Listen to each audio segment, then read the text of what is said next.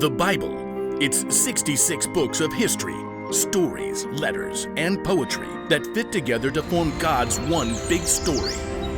The epic adventure of how He created us and loves us so much that He made a way to rescue us. As we travel through the Bible, from Genesis to Revelation, we discover people who met God and found their lives changed forever. Inspired by the book of Hebrews, chapter 12, verses 1 through 3. Allie shoved her swimsuit into the bag along with the towel. Where are my goggles? Mom was trying to hold Allie's younger brother, Jack, as she wrestled shoes onto his feet.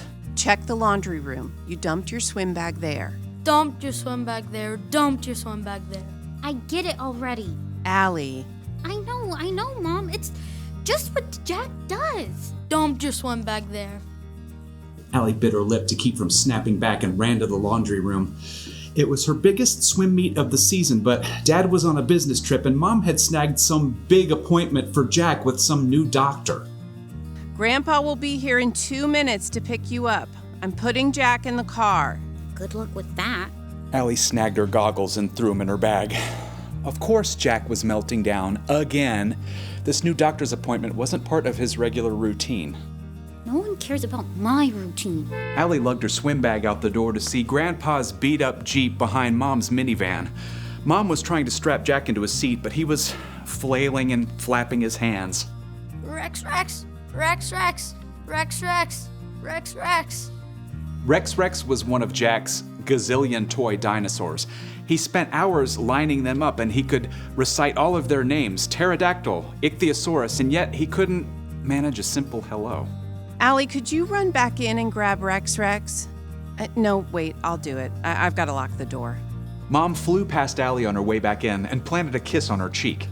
You'll do great at the meet, sweetie. I love you.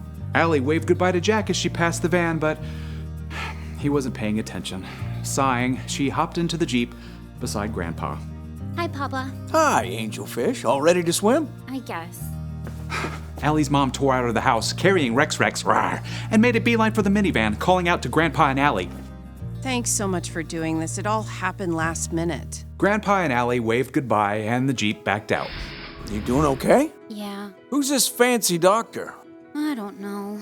He's some autism expert, and there's usually like a 6-month wait to see him, but Mom got a call an hour ago to come.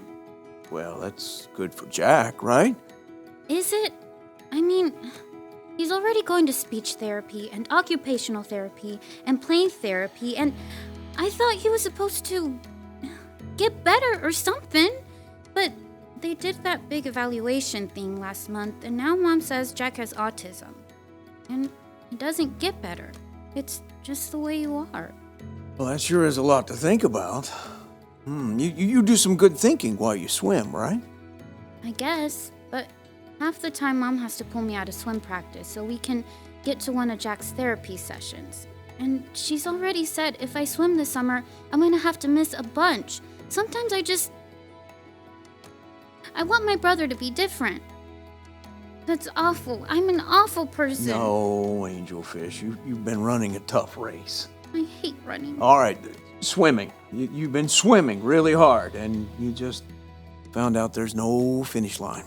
You're not really talking about swimming, are you? I always said you were the brightest fish in the barrel. Papa. I know it feels like your parents spend all their time and attention on Jack. I guess we all hope that could change, but now it looks like change is going to be more of a 10,000 meter swim instead of a 50-meter sprint. Allie sighed and glanced up at the sparkling blue pool as they pulled into the parking lot of the Y. I'm just tired of it. I want a brother who likes to be hugged and play games and doesn't draw attention when he comes to my swim meets. It would be easier to quit swimming. They both stared at the neatly marked lanes in the pool. You got a minute before you need to be out there? Yeah, I think. What you're facing isn't fair, but everyone's story is different.